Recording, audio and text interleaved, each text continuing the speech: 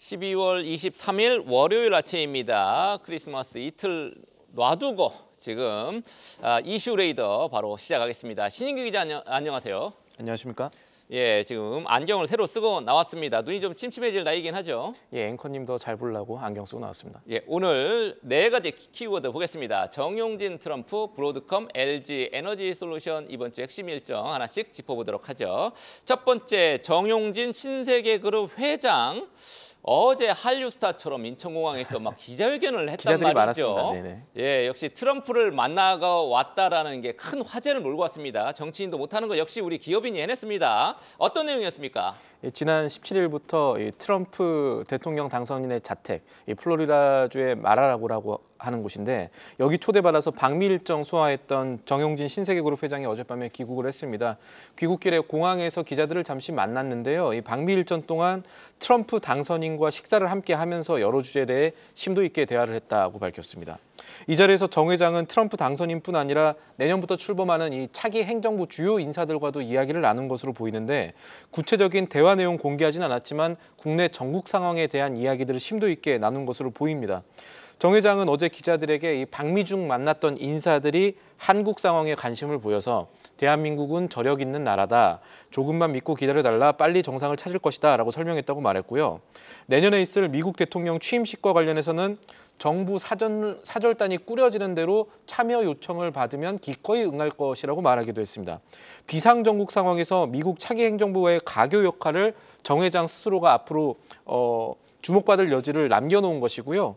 지난주에 저희가 이 이슈레이더 시간에 정 회장과 트럼프 미 대통령 당선인의 만남이 성사되기 전 기대 심리가 있다라고 얘기를 했고 그때 이후에 이마트와 신세계 INC와 같은 신세계그룹 관련주들이 모두 실적과는 사실 내수 기업이니까 상관이 없을 수 있습니다만 움직였던 점을 감안했었을 때 이번 회동 성사 이후 그리고 정부 사절단 참여라는 가교 역할에 스스로가 강조를 했다는 점을 감안하면 이번 회동 성사 이후에 이 관련주가 시장에서 추가로 관심을 받을 가능성도 생각해 볼 수가 있겠습니다. 네, 지금 이마트는 PBR 순자산 가치 너무 낮긴 합니다. 0.16배. 어쨌든 몸집도 크고 한데 신세계 INC 주가가 더 큰 폭으로 오른 것 같아요. 맞습니다. 시가총액이 좀 작고 더 많이 뛴 것 같습니다. 오늘 주가 흐름도 한번 지켜보겠습니다.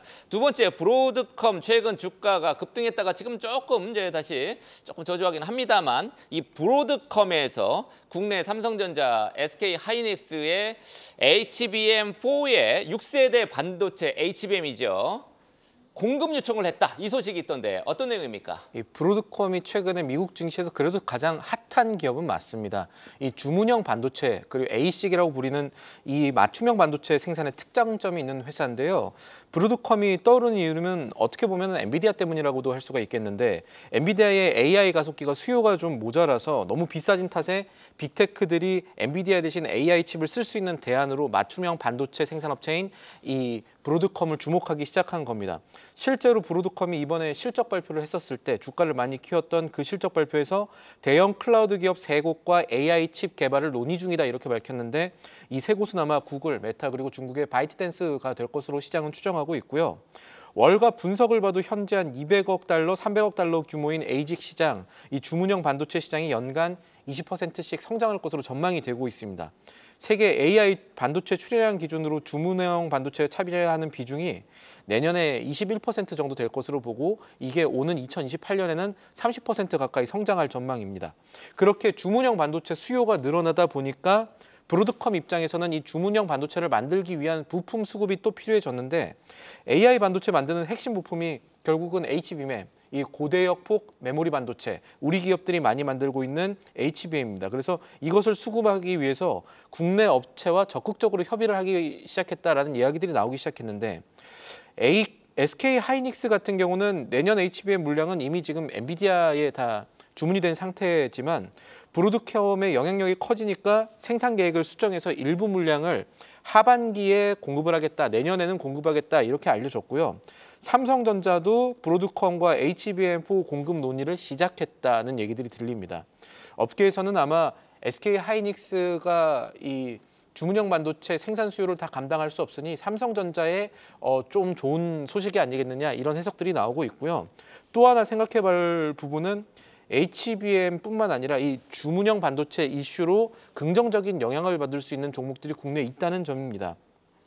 LS증권 같은 경우에는 이제 주요 에이직 설계 업체들과 엔비디아 간의 이 설계 역량 격차가 큰 만큼 유리기판이라는 후공정 기술을 채택해서, 그러니까 이 브로드컴이 유리기판 같은 것들을 채택해서 성능을 급진적으로 좀 끌어올리려고 시도할 가능성이 존재한다라고 봤는데, 이런 분석이 현실화가 되면은 국내 피롭틱스나 SKC와 같은 유리기판 관련주 실적이나 투자 심리 개선에도 도움이 될 수 있지 않나, 이런 점들을 이 브로드컴의 HBM 이슈가 내포하고 있다고 보시면 되겠습니다. 네, 덕분에 SKC도 그렇고 삼성전기도 그렇고 필롭틱스 최근에 주가가 좀 올라주기는 했죠. 네. 브로드컴은 엔비디아의 대항마로 꼽히는데, 또 마침 주말에 삼성전자 텍사스 테일러에 짓고 보조금, 있는 반도체 보조금 확정 6조 9천억 원 됐다는 소식도 오늘 주가에 조금 반영을 긍정적으로 했으면 좋겠습니다. 마침 속보가 나왔습니다. 셀트리온이 악템라 시밀러의 한국 품목 허가를 획득했다. 예, 셀트리온 아침에 공시 열심히 내주고 있습니다. 이것도 셀트리온 주가도 오늘 우리 흐름 보겠습니다. 세 번째 이슈 바로 가겠습니다. LG 에너지 솔루션. 예, 지금 주말 사이에 또 나온 소식인데, 역시 비상 경영에 돌입했다. 우리가 뭐 충분히 예상은 할 수 있었습니다만, 예, 요 내용 설명해 주시죠. 이번에 LG 에너지 솔루션이 내부 구성원들한테 보낸 메시지가 일단 주목을 받고 있습니다.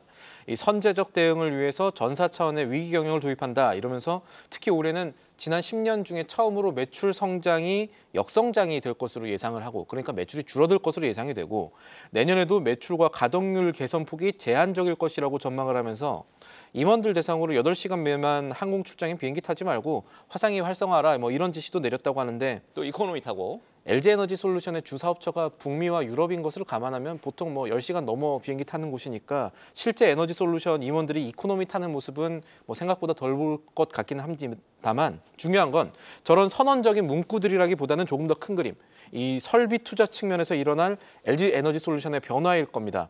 이 투자 관점에서 봐야 할 부분은 당장 내년부터 미국 합작법인에서 양산하기로 했던 제품들이 제대로 생산이 될 수 있을까 하는 점이겠죠. 이 배터리 생산 계획이 예상보다 늦어질 수 있다는 점, 뭐 기존에 있었던 증설 계획이 시장 예상보다도 더 많은 조정을 받을 수가 있고, 그렇게 되면 결국 내년 LG 에너지 솔루션의 매출은 시장이 알고 있는 것보다 조금 더 많이 줄어들 가능성이 높다라는 점을 함께 생각해 봐야겠습니다. 예, 전기차 캐즘 때문에 배터리 관련 종목들 주가가 올해 내내 부진했습니다. 그런데 대장격인 LG, 셀의 또 대장격이기도 하죠. LG 엔솔의 주가는 그나마 좀 잘 버텨줘 왔던 것 같은데, 증권가에서는 주가 전망 어떻게 보고 있습니까? 일단 주가 전망 전에 실적 전망을 보면 대체적으로 앞으로 LG 에너지 솔루션이 우리가 알고 있던 것보다 좀 돈을 덜 벌 것이다, 그러면서 실적 전망 계속 낮춰잡고 있는 모습은 확인이 됩니다. FM 가이드에 따르면 증권사들이 전망한 LG 에너지 솔루션의 4분기 영업 손실은 이 컨센서스가 1,130억 원, 그러니까 마이너스 1,130억 원 수준인데, 최근에 내놓는 증권사들의 가이던스가 더 내려가고 있습니다. 삼성증권 같은 경우는 지금 이 컨센서스보다도 적자폭이 큰 1,896억 원의 영업 손실을 기록할 것으로 내다봤고요.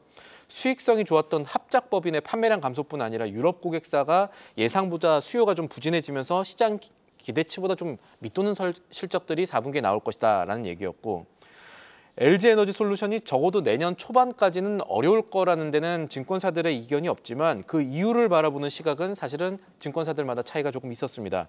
DB금융투자 역시 이 일회성 손실을 반영하면 4분기에 이 회사 실적이 영업이익 기준으로 적자 규모가 시장의 예상보다도 큰 2,500억 원, 그러니까 마이너스 2,500억 할 것이라고 봤는데, 대신에 테슬라에 납품하는 이 밸류체인의 프리미엄은 계속해서 LG 에너지 솔루션이 가져갈 수 있고, 또 새로운 고객사 확보에는 계속해서 나설 것이라는 점을 들어서 업종 내 최선호주로 계속 꼽기는 했었습니다. 그리고 하나투자증권 같은 경우는 LG 에너지 솔루션의 이 중저가 배터리 양산이 본격화가 될 2026년 놔두고, 이 2025년 내년부터는 수주가 생각보다 대규모로 일어날 수 있다, 수주 사이클을 기대해 볼 수 있다면서 캐즘 구간이 지나면 경쟁사 대비 빠른 성장을 보일 수도 있다라는 점을 강조한 점 살펴보실 부분이겠습니다. 네, 전기차 시대가 도래를 당연히 할 걸로 우리는 오기는 올 알고 것이죠. 있는데 예, 이게 좀 빨리 앞당겨서 오기를 바라겠습니다. 오늘 월요일이죠. 이번 주 핵심 일정 한번 살펴보겠습니다. 이번 주는 한 해를 마무리하고 신년으로 나아가는 시점이라서 사실 지난주만큼의 영향력을 줄 만한 핵심 일정들이 있다라고 말하기는 어렵겠습니다. 그래도 크리스마스도 껴있고 증시 쉬는 날도 있지만 한편으로 또 산타랠리가 나올 가능성 생각해 볼 수는 있겠고요. 본론으로 돌아와서 월요일인 오늘은 이 국내 소상공인 금융 지원 방안이 시장과 소비 심리를 움직일지 일단 살펴볼 만하겠습니다. 소상공인에 대한 이 채무 조정이라든가 상생 대출에 대한 내용이 지난해에 이어서 연말 때면 나오는데 이번에는 탄핵 정국이 있다 보니까 예상보다 조금 더 크지 않겠느냐라는 기대가 있는 상황이고요. 다음 날인 24일은 상대적으로 중요한 내용들이 더 많이 나옵니다. 이 우리나라의 소비 심리를 알 수 있는 12월 소비자 동향 나오고요. 미국에서도 컨퍼런스 모드의 소비자 심리 지수, 또 경기 선행 지수인 내구재 수주 지표가 발표가 되고요. 다음 날인 25일은 우리나라도 그렇고 전 세계 주요 증권 시장이 하루 쉬어가는 크리스마스 데이입니다. 그리고 다음 날인 목요일에는 우리나라의 최신 인구 동향 데이터가 나오고요. 유가 관련 투자하시는 분은 금요일에 나오는 미국의 원유 재고 변화 데이터도 살펴볼 만 하시겠습니다. 네, 종합하자면 큰 경제 지표 발표는 이번 주에 예정은 없습니다만 과연 산타가 오실지 증시에 그거 일단 살펴보시면 될 것 같습니다. 지금까지 신규 기자와 함께한 이슈 레이더였습니다. 계속해서 다양한 경제 이슈를 알고 싶다면 구독과 좋아요, 알림 설정 부탁드립니다. AI 캐스터 권미정이었습니다.